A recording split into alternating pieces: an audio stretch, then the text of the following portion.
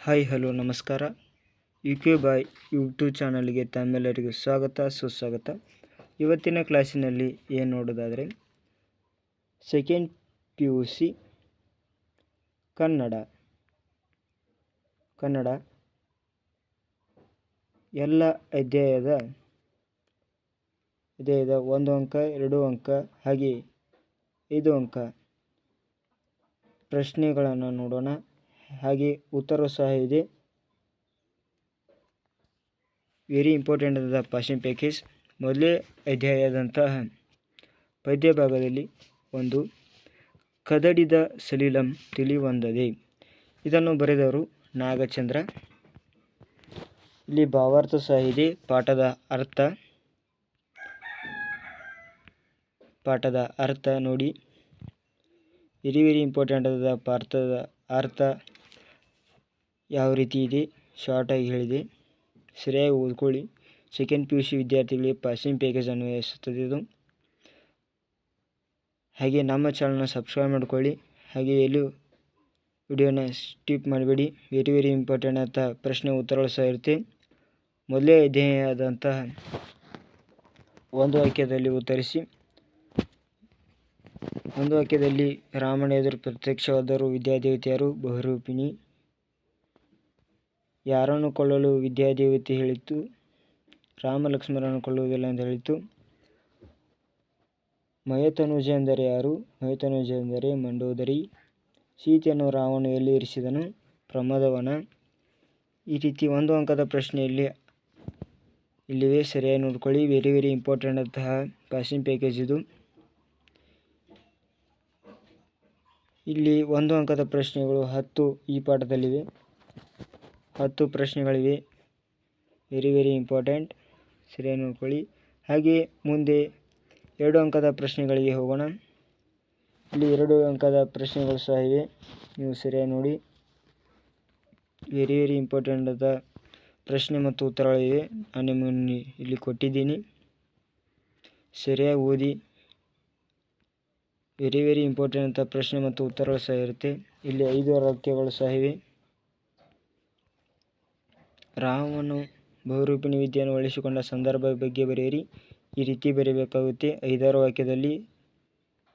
ಸರಿಯಾಗಿ ಓದ್ಕೊಳ್ಳಿ. Very important ಅಂತ ಪ್ರಶ್ನೆ ಮತ್ತು ಉತ್ತರಗಳು ಸಹ ಇವೆ.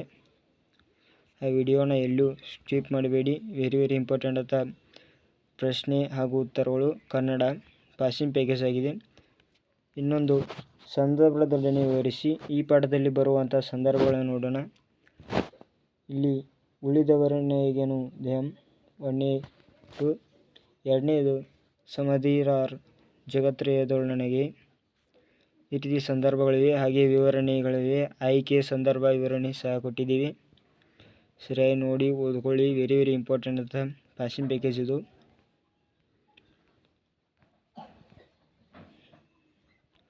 9 10 ಸಂದರ್ಭಗಳು ಬರುತ್ತೆ ಈ ಪಾಠದ ಅಧ್ಯಾಯದಲ್ಲಿ. 1ನೇ ಅಧ್ಯಾಯದಲ್ಲಿ ಇದರಲ್ಲಿ 2 ನೀವು ಸಂದರ್ಭಗಳನ್ನು ನೋಡಿದರೆ ಸಾಕು. ಒಂದೊಂದು ಅಧ್ಯಾಯದಲ್ಲಿ ಒಂದೊಂದು ಸಂದರ್ಭ ಸಹ ಕೊಡುತ್ತಾರೆ. ಹಾಗೆಯೇ ಭಾಷಾಭ್ಯಾಸ, ನಾನಾರ್ಥಕ ಪದಗಳು, ತತ್ವಗಳು, ತತ್ಸಮ ತದ್ಭವಗಳಿವೆ. ಹಾಗೆಯೇ ಸಮಾನಾರ್ಥಕ ಪದಗಳು, ಶಬ್ದದ ವ್ಯತ್ಯಾಸವನ್ನು ಗುರುತಿಸಿ ಅಂತ ಕೇಳಿದ್ದಾರೆ. ಹಾಗೆಯೇ ಮುಂದಿನ ಪಾಠ ಪದ್ಯಭಾಗ 2 ಬಸವಣ್ಣವರ ವಚನಗಳು. ಬಸವಣ್ಣವರ ಭಾವಾರ್ಥ ಯಾವುದರ ಮೂಲಕ ಈ ಅಧ್ಯಾಯ ಇದೆ ಅಂತ ನೋಡ್ಬೋದು ನೀವು. ಭಾರತ ಕೊಟ್ಟಿದ್ದೀವಿ. ಸರಿಯಾಗಿ ಓದ್ಕೊಳ್ಳಿ. ಹಾಗೆ 1 ಅಂಕದ ಪ್ರಶ್ನೆಗಳು ಸಹ ನಿಮಗೆ ಕೊಟ್ಟಿದ್ದೀವಿ. ಈ ರೀತಿ 1 ಅಂಕದ ಪ್ರಶ್ನೆಗಳಿವೆ. ಹಾಗೆ ಉತ್ತರ ಸಹ ಇದೆ. 2 ಅಂಕದ ಪ್ರಶ್ನೆಗಳಿವೆ. ಯಾವ ಗುಣನಿಲ್ಲದವನು ದಾಂಭಿಕನೆನ್ನುತ್ತಾನೆ? ಇಲ್ಲಿ ಉತ್ತರ ಇದೆ. ಸರಿಯಾಗಿ ಓದಿ. ಹಾಗೆ ವೆರಿ ಇಂಪಾರ್ಟೆಂಟ್ ಅಂತ ಪ್ರಶ್ನೆಗಳು ಸಹ ನೀವು ಬರೆಯಬಹುದು. ಪಾಸಿಂಗ್ ಪ್ಯಾಕೇಜ್ ಅಂತ ಹೇಳ್ಬೋದು ಇದು. ಕನ್ನಡ ಸಂದರ್ಭ ಈ ಪಾಠದಲ್ಲಿ ಬರುವಂಥ ಸಂದರ್ಭಗಳು ಸಹ ಇಲ್ಲಿ.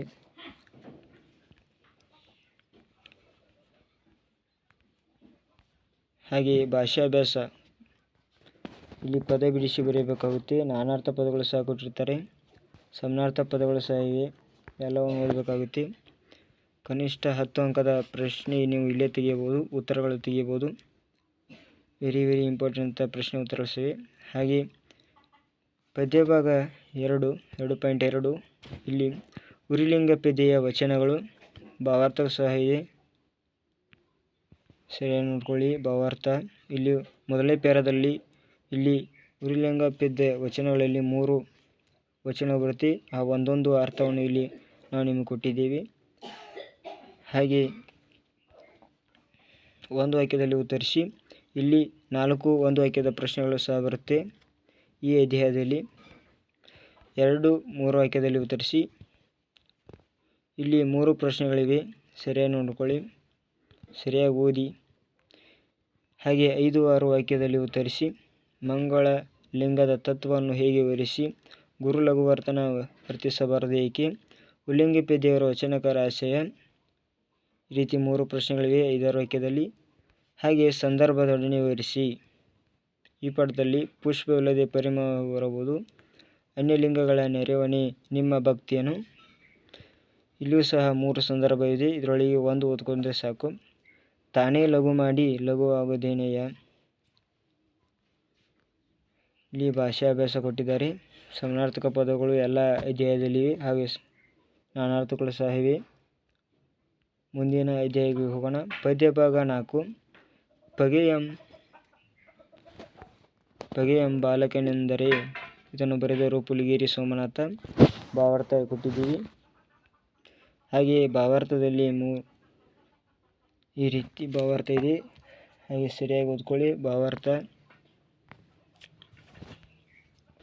ಹಾಗೆ 1 ಅಂಕದ ಪ್ರಶ್ನೆಗಳು ವೆರಿ ಇಂಪಾರ್ಟೆಂಟ್ ಆಗಿರುತ್ತೆ. ಈ ಪಾಠದಲ್ಲಿ 1 ಅಂಕದ ಪ್ರಶ್ನೆಗಳು 5 ಇವೆ. ಯಾರನ್ನು ಯೋಗಿ ಎನ್ನಬಹುದು. ಇಂಪಾರ್ಟೆಂಟ್ ಆದ ಕ್ವಶನ್ ಅಂತ ಇದು. ಯಾರನ್ನು ಯೋಗಿ ಎನ್ನಬಹುದು. ಹರಿಷಡ್ವರ್ಗಗಳನ್ನು ಗೆದ್ದವನೇ ಯೋಗಿ ಅಂತ ಹೇಳ್ತಾರೆ. ಮುಂದಿನ ಪ್ರಶ್ನೆ 2 3 ವಾಕ್ಯದಲ್ಲಿ ಉತ್ತರಿಸಿ. ಸರಿಯಾಗಿ ನೋಡ್ಕೊಳ್ಳಿ. ಪ್ರಶ್ನೆ ಮತ್ತು ಉತ್ತರಗಳು ಸಹ ಇವೆ. 5 6 ವಾಕ್ಯದಲ್ಲಿ ಉತ್ತರಿಸಿ. ವೆರಿ ಇಂಪಾರ್ಟೆಂಟ್ ಅಂತ ಪ್ರಶ್ನೆ ಉತ್ತರಗಳಿವೆ. ಸರಿಯಾಗಿ ನೋಡ್ಕೊಳ್ಳಿ. ಹಾಗೆ ಸಂದರ್ಭವನ್ನು ವಿವರಿಸಿ. ಮೊದಲೇ ಸಂದರ್ಭ ಕೇಳವಂಬಲ್ಲವರಿಕತ್ತು ಆಪತ್ತಿನೋಳ್ ಮಣಿದು ಕೊಡದ ಬದುಕಿವೆಯಂತೆ.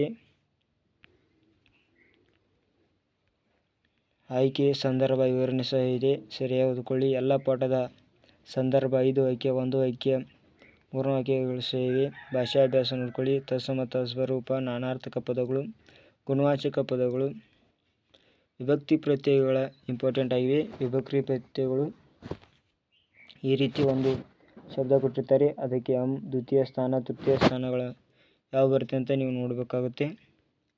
ವೆರಿ ಇಂಪಾರ್ಟೆಂಟ್ ಆದಂಥದ್ದು ವಿಭಕ್ತಿ ಪ್ರತ್ಯಯಗಳು. ಹಾಗೆ ಮುಂದಿನ ಅಧ್ಯಾಯ ಪದ್ಯ ಭಾಗ 5 ಜಾಲಿಯ ಮರದಂತೆ. ಈ ಜಾಲಿಯ ಮರದಂತೆ ಪದ್ಯವನ್ನು ಬರೆದವರು ಪುರಂದರದಾಸರು. ಭಾವಾರ್ಥ ಸಹ ಇದೆ. ಇಲ್ಲಿ ಭಾವಾರ್ಥ ನೋಡ್ಬೋದು ನೀವು. 3 ಭಾವಾರ್ಥ ಒಂದೊಂದು ಪದ್ಯದ ಭಾವಾರ್ಥಗಳು ಸಹ ಕೊಟ್ಟಿದ್ದಾರೆ ಇಲ್ಲಿ 1ನೇ ಅಧ್ಯಾಯ. ಹಾಗೆ 1 ವಾಕ್ಯದಲ್ಲಿ ಉತ್ತರಿಸಿ. ಜಾಲಿಯ ಮರದಂತೆ ಪಾಠದ 1 ಅಂಕೆಗಳು ಸರಿಯಾಗಿ ನೋಡ್ಕೊಳ್ಳಿ. ಇಲ್ಲಿ ಜಾಲಿಯ ಮರದಂತೆ ತಿಂದವರು ಯಾರು. ದುರ್ಜನರು. ಯಾರಿಗೆ ನೆರಳು ಸಿಗುವುದಿಲ್ಲ. ಬಿಸಿಲಲ್ಲಿ ಬೆಳೆದು ಬಂದರೂ ಏನಿರಲಿಲ್ಲ. ಜಾಲಿಯ ರಸ ಹೇಗಿರುತ್ತೆ ವಿಷದಂತಿರುತ್ತೆ. ದುರ್ಗದ ಬಿಡದಿರುವುದು ಯಾವುದು. ಊರ ಹಂದಿ. ಯಾವ ಮಾತಿಗೆ ಕೊನೆಯೇ ಪುರಂದರ ಹೇಳಿದರೆ ಭಿನ್ನನ ಮಾತಿಗೆ.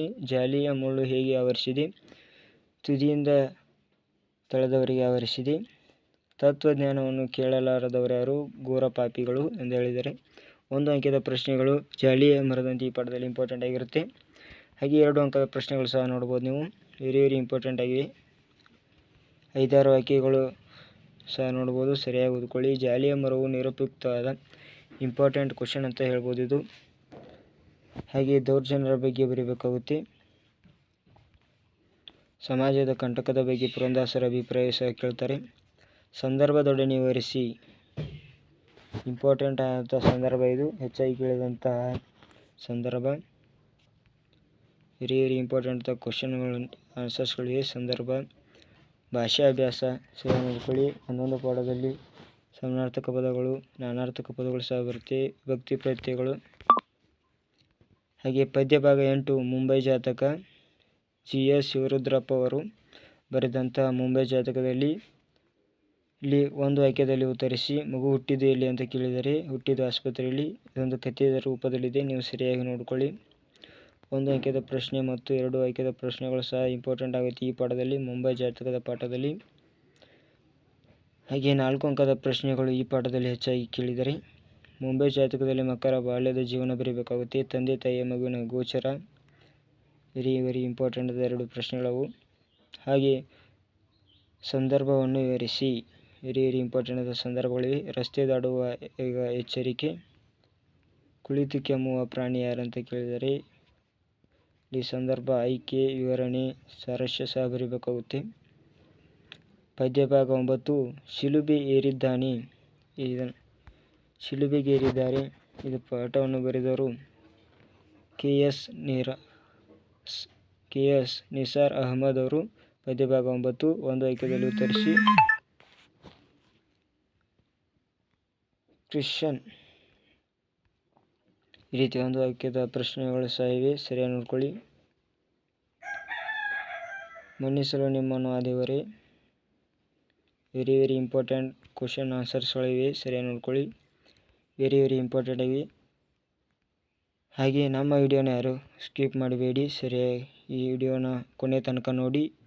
ನಿಮಗೆ ಯೂಸ್ಫುಲ್ ಆಗುವಂಥ ವಿಡಿಯೋ ಇದು. ಪಾಸಿಂಗ್ ಪ್ಯಾಕೇಜ್ ಹಾಗೂ ಸ್ಕೋರಿಂಗ್ ಪ್ಯಾಕೇಜ್ ಅಂತ ಹೇಳ್ಬೋದು. ಕನ್ನಡದಲ್ಲಿ ಔಟ್ ಆಫ್ ಔಟ್ ತೆಗೆಯುವಂಥ ಪಾಸಿಂಗ್ ಪ್ಯಾಕೇಜ್ ಇದು. ಹಾಗೆ ಮುಂದಿನ ಅಧ್ಯಾಯ ಒಂದು ಹೂ ಹೆಚ್ಚಿಗೆ ಇಡುತ್ತೀನಿ, ಲಲಿತಾ ಸಿದ್ದಬಸವಯ್ಯ ಅವರು ಬರೆದಿದ್ದು. ಇವು ಒಂದು ವಾಕ್ಯದಲ್ಲಿ 6 ಪ್ರಶ್ನೆಗಳಿವೆ ಈ ಪಾಠದಲ್ಲಿ ಬರುವಂಥದ್ದು. ಹಾಗೆ 2 ಅಂಕದ ಪ್ರಶ್ನೆಗಳು 4 ಇವೆ, ಸರಿಯಾಗಿ ನೋಡ್ಕೊಳ್ಳಿ. ಸಂದರ್ಭದೊಡನೆ ವಿವರಿಸಿ, ವೆರಿ ಇಂಪಾರ್ಟೆಂಟ್ ಅಂತ ಪ್ರಶ್ನೆ ಮತ್ತು ಸಹ ಉತ್ತರಗಳು ಸಹ ನಿಮಗೆ ಕೊಟ್ಟಿದ್ದೇವೆ, ಸರಿಯಾಗಿ ಓದಿ. ಹಾಗೆ ನಿಮಗೆ ಯಾವ ಪಾಠ ಇಂಪಾರ್ಟೆಂಟ್ ಇದೆ ಆ ಪಾಠವನ್ನು ಸಹ ನೋಡ್ಕೋಬೋದು ನೀವು. ಇಲ್ಲಿ ಭಾಷಾಭಾಸ ನೋಡ್ಬೋದು. 11ನೇ ಪದ್ಯ ಭಾಗ ಹತ್ತಿ ಮತ್ತು ಚಿತ್ತ, ಟಿ ಯಲ್ಲಪ್ಪ ಅವರು ಬರೆದಂಥ ಹತ್ತಿ ಮತ್ತು ಚಿತ್ತ. ಈ ಪಾಠದಲ್ಲಿ 1 ಅಂಕದ 6 ಪ್ರಶ್ನೆಗಳು ಸಹ ಬಂದಿವೆ, ಸರಿಯಾಗಿ ಓದ್ಕೊಳ್ಳಿ. ಹಾಗೆ 2-3 ವಾಕ್ಯದಲ್ಲಿ ಉತ್ತರಿಸಿ. 5 ಪ್ರಶ್ನೆ ಹೊಂದಿವೆ 2-3 ವಾಕ್ಯದಲ್ಲಿ. 5-6 ವಾಕ್ಯದಲ್ಲಿ ವೆರಿ ಇಂಪಾರ್ಟೆಂಟ್ ಅಂತ ಪ್ರಶ್ನೆಯಲ್ಲಿವೆ. ಹತ್ತಿ, ಎಣ್ಣೆ ಇನ್ನಿತರ ಬಗ್ಗೆ ನಿಮ್ಮ ಬಗ್ಗೆ ಕೇಳ್ತಾರೆ, ಅದ್ರ ಬಗ್ಗೆ ಬರಬೇಕಾಗುತ್ತೆ. ಹಾಗೆ ಸಂದರ್ಭವನ್ನು ಬರೆಯಬೇಕಾಗುತ್ತೆ. ಬೆಳಕು ಬಟ್ಟೆ ತೊಡಗುವ ಯೋಗಿಯಂತೆ. ಈ ಪಾಠದಲ್ಲಿ ಬರುವಂಥ ಸಂದರ್ಭಗಳು ಈ ರೀತಿ ಇವೆ, ಸರಿಯಾಗಿ ನೋಡಿ, ಹಾಗೆ ಓದ್ಕೊಳ್ಳಿ. ಮುಂದಿನ ಅಧ್ಯಾಯದಂತಹ 12 ಒಂದು ಹೂ ಹೆಚ್ಚಿಗೆ ಇಡ್ತೀನಿ, ಸುಕನ್ಯಾ ಮಾರುತಿ ಅವರು ಬರೆದಂಥ ಈ ಪದ್ಯ ಭಾಗ ಇದೆ. ಇದು ಸೆಕೆಂಡ್ PUC ಆದಂತಹ ವಿದ್ಯಾರ್ಥಿಗಳಿಗೆ ಅನ್ವಯಿಸುತ್ತದೆ. ಒಂದು ವಾಕ್ಯದಲ್ಲಿ ಉತ್ತರಿಸಿ. ಇಲ್ಲಿ 5 ಪ್ರಶ್ನೆಗಳು ಬರುತ್ತೆ ಒಂದು ವಾಕ್ಯದಲ್ಲಿ. ಹಾಗೆಯೇ 2-3 ವಾಕ್ಯದಲ್ಲಿ ಉತ್ತರಿಸಿ. ವೆರಿ ಇಂಪಾರ್ಟೆಂಟ್ ಪ್ರಶ್ನೆ ಉತ್ತರ. ಹಾಗೆ ಸಂದರ್ಭದೊಂದಿಗೆ ವಿವರಿಸಿ. ಗಂಜಿಗೂ ಗತಿ ಇಲ್ಲ, ಗದಗದ ಉರಿಯುವ ಜ್ವಾಳಾಮುಖಿಯಾಗಿದೆ. ದಿನ ದಲಿತನತನಕ್ಕೆ ಧಿಕ್ಕಾರವಿರಲಿ, ಒಮ್ಮೆ ನಕ್ಕಿ ನಗುತ್ತೇನೆ ಎಂದು ಹೇಳುತ್ತಾರೆ. ಇದು 2-3 ವಾಕ್ಯ. ಇನ್ನು 5-6 ವಾಕ್ಯದಲ್ಲಿ ಉತ್ತರಿಸಿ. ಈ ರೀತಿ ಉತ್ತರ ಹಾಗೂ ಪ್ರಶ್ನೆಗಳು ಸಹ ಇವೆ, ವೆರಿ ಇಂಪಾರ್ಟೆಂಟ್ ಆದಂಥ ಪ್ರಶ್ನೆ ಮತ್ತು ಉತ್ತರಗಳಿವು. ಹಾಯ್, ಒಮ್ಮೆ ನಗುತ್ತೇನೆ ಎಂಬ ಕವಿತೆಯನ್ನು ವ್ಯಕ್ತಪಡಿಸುವ ನಗು ವಿಶೇಷತೆ ಬರೆಯಿರಿ.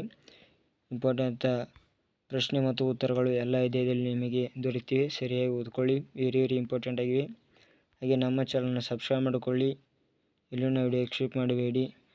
ನಮ್ಮ ಚಾನಲ್ನ ಸಪೋರ್ಟ್ ಮಾಡಿ. ಯೂಟ್ಯೂಬ್ ಚಾನಲ್ಗೆ ತಮ್ಮೆಲ್ಲರಿಗೂ ಸ್ವಾಗತ. ಆಲ್ ದ ಬೆಸ್ಟ್ ಅಂತ ಹೇಳ್ತಾ ಮುಂದಿನ ವಿಡಿಯೋದಲ್ಲಿ ನಾವು ಸಿಗ್ತೀವಿ.